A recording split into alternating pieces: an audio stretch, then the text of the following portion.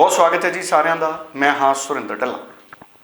Canada ਦੇ ਵਿੱਚ बहुत सारे प्रोविंस ਦੇ ਵਿੱਚ ਅਜਿਹੇ ਪ੍ਰੋਗਰਾਮਸ ਨੇ ਜਿਨ੍ਹਾਂ ਦੇ ਵਿੱਚ ਐਡਮਿਸ਼ਨ ਲੈ ਕੇ ਸਾਡੇ ਸਟੂਡੈਂਟਸ ਕੈਨੇਡਾ ਦੀ ਈਜ਼ੀ ਪੀਆਰ ਦਾ ਬੈਨੀਫਿਟ ਲੈ ਸਕਦੇ ਨੇ। ਵੱਖ-ਵੱਖ ਪ੍ਰੋਵਿੰਸ ਨੇ, ਸਸਕੈਚੁਅਨ ਹੈ, ਹੋਰ ਕਈ ਪ੍ਰੋਵਿੰਸ ਨੇ ਜਿਨ੍ਹਾਂ ਦੀ ਸਾਰੀ ਜਾਣਕਾਰੀ ਅਸੀਂ ਲਵਾਂਗੇ ਇਸ ਵਕਤ ਜਸਮੀਤ ਭਾਟੀਆ ਜੀ ਤੋਂ, ਜਿਹੜੇ ਕਿ ਲੈਂਡਮਾਰਕ ਇਮੀਗ੍ਰੇਸ਼ਨ ਦੇ ਚੀਫ ਨੇ। ਔਰ ਹੁਣ ਜਿਹੜੇ ਸਾਡੇ ਸਟੂਡੈਂਟ ਜਿਹੜੇ 2020 ਦੇ ਪਾਸ ਆਊਟ ਨੇ ਜਾਂ 18-19 ਵਾਲੇ ਵੀ ਕੋਈ ਸਟੂਡੈਂਟਸ ਨੇ, ਕਿ ਉਹ ਇਹਨਾਂ ਸਟੂਡੈਂਟਸ ਦੇ ਵਿੱਚ ਮਈ ਔਰ ਸਪਟੰਬਰ ਇਨਟੇਕ 'ਚ ਐਡਮਿਸ਼ਨ ਲੈ ਸਕਦੇ ਨੇ। ਹੁਣ ਐਡਮਿਸ਼ਨ ਲੈਣ ਦਾ ਫਾਇਦਾ ਕੀ ਹੈ, ਇਹ ਸਾਰੇ ਵਿਸ਼ੇ ਰਹਿਣਗੇ ਇਸ ਪ੍ਰੋਗਰਾਮ ਦੇ ਵਿੱਚ। ਭਾਟੀਆ ਜੀ ਬਹੁਤ ਸਵਾਗਤ ਹੈ ਜੀ। ਸਤਿ ਸ਼੍ਰੀ ਅਕਾਲ। ਭਾਟੀਆ ਜੀ, ਕਿਹੜੇ ਪ੍ਰੋਵਿੰਸ ਨੇ ਜਿੱਥੇ ਇਸ ਤਰੀਕੇ ਦੇ ਪ੍ਰੋਗਰਾਮਸ ਨੇ ਜਿਨ੍ਹਾਂ ਦੇ ਨਾਲ ਸਟੂਡੈਂਟ ਈਜ਼ੀ ਪੀਆਰ ਵੀ ਲੈ ਸਕਦੇ ਨੇ, ਔਰ ਇਹ ਵੀ ਤੁਸੀਂ ਅੱਗੇ ਵੀ ਦੱਸਦੇ ਰਹੇ ਹੋ ਕਿ ਇੱਕ ਬੈਂਡ 'ਚ 5.5 ਨਾਲ ਵੀ ਸਟੂਡੈਂਟ ਉੱਥੇ ਐਡਮਿਸ਼ਨ ਲੈ ਸਕਦੇ ਨੇ ਸਰਕਾਰੀ ਕਮਿਊਨਿਟੀ ਕਾਲਜਸ ਦੇ ਵਿੱਚ। ਦੇਖੋ, 1 ਪੁਆਇੰਟ ਜੇ 5.5 ਬੈਂਡ ਦੇ ਉੱਤੇ ਗੱਲ ਕਰਦੇ ਹਾਂ ਤਾਂ ਅੱਜ ਦੀ ਡੇਟ 'ਚ 30 ਕਾਲਜ ਇੱਦਾਂ ਦੇ ਹੈਗੇ ਆ ਸਰਕਾਰੀ, ਪ੍ਰਾਈਵੇਟ ਨਹੀਂ, ਸਰਕਾਰੀ, ਜਿਹੜੇ ਐਡਮਿਸ਼ਨ ਦੇ ਰਹੇ ਨੇ ਈਵਨ ਪੀਜੀ ਪ੍ਰੋਗਰਾਮਸ 'ਚ ਔਰ ਯੂਜੀ ਪ੍ਰੋਗਰਾਮਸ। ਜੇ ਕੁਛ ਦੇ ਨਾਮ ਲਵਾਂ ਮੈਂ, ਸ਼ੂ college, Saint Clair college, Conestoga college, so Cambrian college, so ਇਹ ਸਿਰਫ there few colleges. North Island college, ਮਤਲਬ ਬੜੀ ਲੰਬੀ ਲਿਸਟ ਹੈ। ਸੋ 1.1 'ਚ 5.5 ਬੈਂਡ ਤੇ ਬਹੁਤ ਸਾਰੇ ਕਾਲਜਸ ਸਟੂਡੈਂਟਸ ਨੂੰ ਨੌਨ ਐਸਟੀਐਸ ਕੈਟਾਗਰੀ 'ਚ ਫਾਈਲ ਲਾਉਣ ਲਈ ਐਡਮਿਸ਼ਨ ਦੇ ਰਹੇ ਨੇ। ਹੁਣ ਗਲਤੀ ਕਿੱਥੇ ਹੁੰਦੀ ਆ? ਅਸੀਂ ਕਿਸੇ ਐਸੇ ਏਜੰਟ ਕੋਲ ਚਲੇ ਜਾਂਦੇ ਆ ਜਿਹਦੇ ਕੋਲ ਕਿਸੇ ਸਰਕਾਰੀ ਕਾਲਜ ਦਾ ਡਾਇਰੈਕਟ ਰਾਬਤਾ ਨਹੀਂ ਹੁੰਦਾ। ਸੋ ਜਦੋਂ ਤੁਸੀਂ ਤੁਹਾਡੇ ਬੈਂਡ ਹੁੰਦੇ 1 'ਚੋਂ 5.5 ਬੈਂਡ, ਉਹ ਤੁਹਾਨੂੰ ਡਰਾ ਦਿੰਦਾ ਕਿ 1 'ਚ 5.5 ਬੈਂਡ ਨਾਲ ਤਾਂ ਸਰਕਾਰੀ ਕਾਲਜ 'ਚ ਆਪਾਂ ਨੂੰ ਐਡਮਿਸ਼ਨ ਹੀ ਨਹੀਂ ਮਿਲਣੀ। ਸੋ ਐਡਮਿਸ਼ਨ ਨਹੀਂ ਮਿਲਣੀ, ਅਸੀਂ ਕਿਸੇ ਪ੍ਰਾਈਵੇਟ ਕਾਲਜ 'ਚ ਅਪਲਾਈ ਕਰ ਬੈਠਦੇ ਆ। ਔਰ ਹੁਣੇ ਮੈਂ ਰੀਸੈਂਟਲੀ ਸ਼ੋਅ ਦੇ ਦੌਰਾਨ ਮੈਂ ਕਿਸੇ ਨੂੰ ਮਿਲ ਕੇ ਆਇਆ, ਸੇਮ ਗਲਤੀ ਕੀਤੀ ਸਟੂਡੈਂਟ ਨੇ। 1 'ਚ 5.5 ਵੀ ਨਹੀਂ ਸੀ, 6 ਈਚ ਦੇ ਬਾਵਜੂਦ ਪ੍ਰਾਈਵੇਟ ਕਾਲਜ 'ਚ ਅਪਲਾਈ ਕਰਕੇ ਰਿਫਿਊਜ਼ਲ ਦਾ ਸਾਹਮਣਾ ਕਰਨਾ ਪਿਆ। ਔਰ ਅਸੀਂ ਉਹਨੂੰ ਕਿਹਾ ਕਿ 6 ਈਚ ਬੈਂਡ ਹੋਣ ਦੇ ਬਾਵਜੂਦ ਤੁਸੀਂ ਪ੍ਰਾਈਵੇਟ ਕਾਲਜ 'ਚ ਕਿਉਂ ਅਪਲਾਈ ਕੀਤਾ? ਕਹਿੰਦੇ ਅਸੀਂ ਇਸ ਸ਼ਹਿਰ ਦੇ ਏਜੰਟ ਕੋਲ ਗਏ ਸੀ, ਔਰ ਇਸ ਸ਼ਹਿਰ ਦੇ ਏਜੰਟ ਕੋਲ ਜੋ ਸੀ ਸਾਨੂੰ ਇੰਨਾ ਪਤਾ ਨਹੀਂ ਸੀ, ਜੋ ਉਹਨਾਂ ਨੇ ਸਾਨੂੰ ਗਾਈਡ ਕੀਤਾ ਅਸੀਂ ਉਹਦੀ ਮੰਨ ਲਈ। ਸੋ ਸਟੂਡੈਂਟਸ, ਇੱਦਾਂ ਦੀ ਗਲਤੀਆਂ ਤੋਂ ਬਚੋ। You need expert guidance, you need experienced people to guide your journey to Canada, not just student visa, even up to PR you need experienced people। ਬਿਲਕੁਲ ਠੀਕ ਹੈ ਜੀ। ਪੀਐਨਪੀ ਪ੍ਰੋਗਰਾਮਸ ਵੀ ਹੁਣ ਦੱਸ ਦਿਓ ਜੀ, ਜਿਹੜੇ ਸਟੂਡੈਂਟ 2020 ਦੇ ਪਾਸ ਆਊਟ। ਹਰ ਪ੍ਰੋਵਿੰਸ ਦਾ, ਜੇ ਅਸੀਂ ਓਨਟਾਰੀਓ ਦੀ ਗੱਲ ਕਰੀਏ ਤਾਂ ਓਨਟਾਰੀਓ ਦਾ ਇੰਟਰਨੈਸ਼ਨਲ ਸਟੂਡੈਂਟ ਲਈ ਵੀ ਪੀਐਨਪੀ ਪ੍ਰੋਗਰਾਮ ਹੈ ਸਟੂਡੈਂਟ ਵਿੱਚ। ਸਸਕੈਚੁਅਨ ਦਾ ਵੀ ਪੀਐਨਪੀ ਪ੍ਰੋਗਰਾਮ ਹੈ, ਬ੍ਰਿਟਿਸ਼ ਕੋਲੰਬੀਆ ਦਾ ਵੀ ਪੀਐਨਪੀ ਪ੍ਰੋਗਰਾਮ ਹੈ, ਅਲਬਰਟਾ ਦਾ ਵੀ ਪੀਐਨਪੀ ਪ੍ਰੋਗਰਾਮ ਹੈ, ਮੈਨੀਟੋਬਾ ਦਾ ਵੀ ਪੀਐਨਪੀ ਪ੍ਰੋਗਰਾਮ ਹੈ। ਐਂਡ ਪਰ ਜੇ ਕੁਝ ਸਪੈਸ਼ਲ ਪ੍ਰੋਗਰਾਮਸ ਦੀ ਗੱਲ ਕਰਦੇ ਹਾਂ ਆਪਾਂ, ਕਿਉਂਕਿ ਜਿਹੜੇ ਪੀਐਨਪੀ ਪ੍ਰੋਗਰਾਮਸ ਹੈ ਉਹ ਤਾਂ ਤੁਸੀਂ ਅਪਲਾਈ ਕਰ ਹੀ ਸਕਦੇ ਹੋ when you are in that province and you fulfil certain criteria, you can apply. But Ontario 'ਚ ਇੱਦਾਂ ਹੁੰਦਾ ਕਿਉਂਕਿ 26 ਪਬਲਿਕ ਕਾਲਜਸ ਹੈ, ਦੇਰ ਆਰ 26 ਪਬਲਿਕ ਕਾਲਜਸ।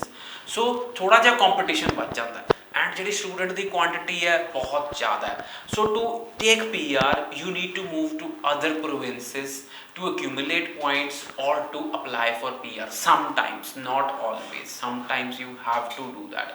ਬਟ ਹੁਣ ਇੱਦਾਂ ਅਸੀਂ ਸਸਕੈਚੁਅਨ ਦੀ ਗੱਲ ਕਰ ਦਿੰਦੇ ਹਾਂ। ਸਸਕੈਚੁਅਨ 'ਚ ਐਜ਼ ਕੰਪੇਅਰ ਟੂ ਓਨਟਾਰੀਓ ਦਾ ਜੋ ਕਾਲਜਸ ਨੰਬਰ ਆ ਵੈਰੀ ਲੈਸ। ਜੇ ਅਸੀਂ ਗੱਲ ਕਰੀਏ 3-4 ਕਾਲਜਸ ਹੀ ਹੈਗੇ ਆ ਔਰ ਯੂਨੀਵਰਸਿਟੀਜ਼ ਹੈ।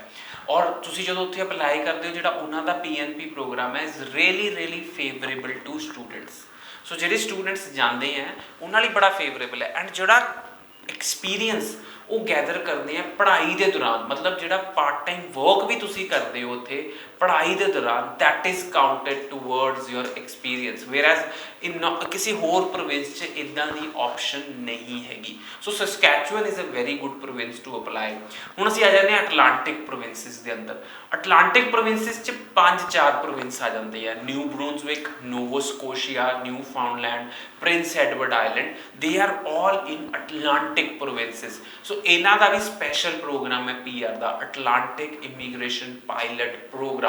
So whenever you go to these Atlantic programs, you will get preference as an international student to get PR।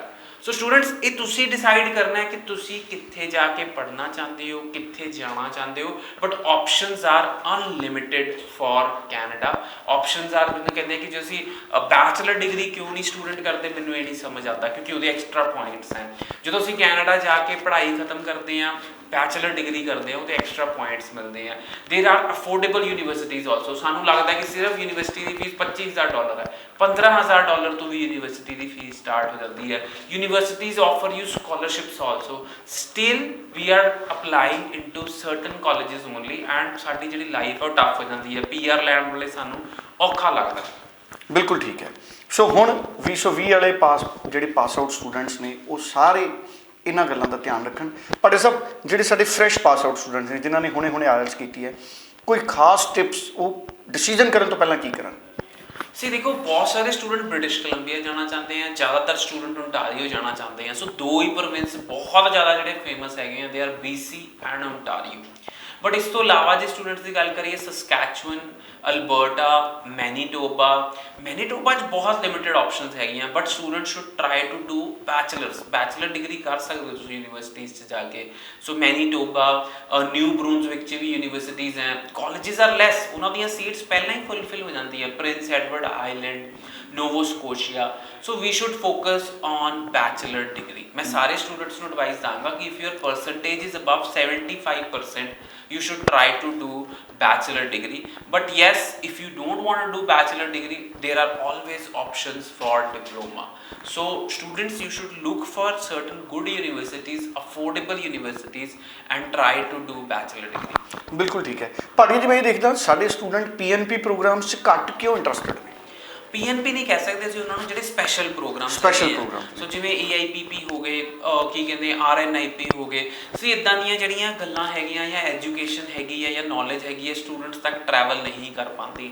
Student ਜਦੋਂ ਏਜੰਟ ਕੋਲ ਜਾਂਦਾ ਸਿਰਫ ਇੱਕੋ ਮੁੱਦਾ ਲੈ ਕੇ ਜਾਂਦਾ, ਮੇਰਾ ਵੀਜ਼ਾ ਲੱਗਣਾ ਚਾਹੀਦਾ।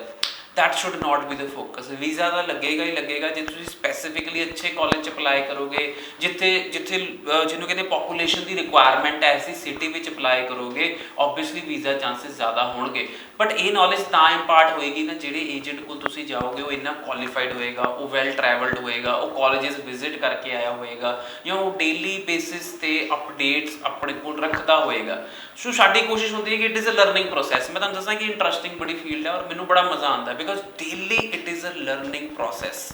ਐਂਡ ਜਿੱਦਣ ਅਸੀਂ ਲਰਨਿੰਗ ਛੱਡਤੀ ਸ਼ਾਇਦ ਸਾਡਾ ਕੰਮ ਬੰਦ ਹੋ ਜਾਏਗਾ। So it is a constant learning process, and students ਤੱਕ ਇਹ ਇਨਫੋਰਮੇਸ਼ਨ ਸ਼ੇਅਰ ਨਹੀਂ ਹੋ ਪਾਉਂਦੀ। ਬਟ ਸਟੂਡੈਂਟ ਬਹੁਤ ਜ਼ਿਆਦਾ ਅੱਜ ਦੀ ਡੇਟ 'ਚ ਅਵੇਅਰ ਹੋ ਗਿਆ ਡਿਊ ਟੂ ਤੁਹਾਡੇ YouTube ਚੈਨਲ ਦੇ ਨਾਲ ਵੀ, YouTube ਦੇ ਨਾਲ ਬਹੁਤ ਜ਼ਿਆਦਾ ਸਟੂਡੈਂਟ ਅਵੇਅਰ ਹੋ ਗਿਆ।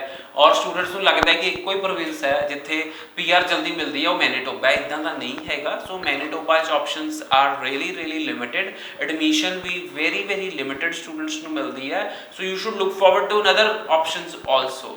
ਸੋ ਸਟੂਡੈਂਟਸ ਸਾਨੂੰ ਕੰਟੈਕਟ ਕਰੋ, ਤੁਸੀਂ ਆਪਣਾ ਰਿਜ਼ਿਊਮ ਭੇਜੋ। ਆਉਣ ਵਾਲੇ ਟਾਈਮ 'ਚ ਬਹੁਤ ਹੀ ਗੋਲਡਨ ਓਪਰਚੁਨਿਟੀਜ਼ ਹੋਣਗੀਆਂ ਸਟੂਡੈਂਟਸ ਲਈ, ਕਿਉਂਕਿ Canada is looking forward for ਬਹੁਤ ਵੱਡੀ ਪੋਪੂਲੇਸ਼ਨ ਤੇ PR ਦੇਣੀ ਚਾਹੁੰਦਾ ਕੈਨੇਡਾ ਜੀ। ਚਲੋ thank you so much Bhatia ਜੀ। 90413 90412 ਇਹਨਾਂ ਨੰਬਰਾਂ 'ਤੇ ਤੁਸੀਂ WhatsApp ਕਰ ਸਕਦੇ ਹੋ, ਅਪਾਇੰਟਮੈਂਟ ਬਣਾ ਸਕਦੇ ਹੋ। info@landmark immigration ਤੇ ਭਾਟੀਆ ਜੀ ਨਾਲ ਸੰਪਰਕ ਕਰ ਸਕਦੇ ਹੋ। ਸੋ ਅਗਰ ਤੁਸੀਂ 18, 19, 20 ਪਾਸ ਆਊਟ ਹੋ ਜਾਂ ਪਹਿਲਾਂ ਵੀ ਹੋ, ਤੁਸੀਂ ਅਜਿਹੇ ਕਮਿਊਨਿਟੀ ਕਾਲਜ 'ਚ ਐਡਮਿਸ਼ਨ ਲੈ ਸਕਦੇ ਹੋ ਜਿਹਦੇ ਵਿੱਚ ਤੁਸੀਂ 1 'ਚ 5.5 ਨਾਲ ਐਲੀਜੀਬਲ ਹੋ, ਔਰ ਤੁਹਾਨੂੰ PR ਲਈ ਵੀ ਉਹਦੇ ਨਾਲ ਕਾਫੀ ਆਸਾਨੀ ਹੋਏਗੀ ਉੱਥੇ ਪੜ੍ਹਨ ਦੇ ਨਾਲ। Thank you so much sir. ਧੰਨਵਾਦ।